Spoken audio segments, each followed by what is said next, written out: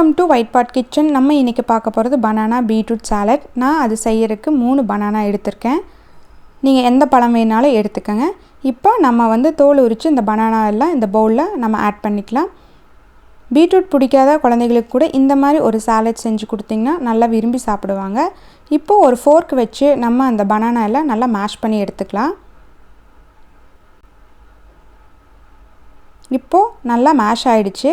இப்போ இது கூட நம்ம துருவி வச்சுருக்க 1 டேபிள் ஸ்பூன் பீட்ரூட் சேர்த்துக்கலாம். அது கூடவே 1 டேபிள் ஸ்பூன் நாட்டு சர்க்கரையும் சேர்த்துக்கலாம். இப்போ நல்லா மிக்ஸ் பண்ணிக்கலாம்.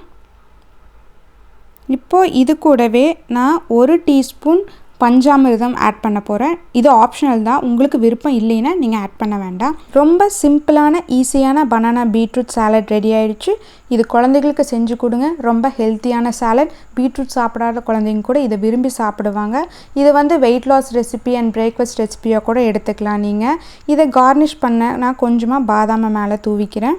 உங்களுக்கு பிடிக்கும் நம்பரை பிடிச்சிருந்தா லைக் பண்ணுங்கள், ஷேர் பண்ணுங்கள், கமெண்ட் பண்ணுங்கள். தேங்க்ஸ் ஃபார் வாட்சிங்.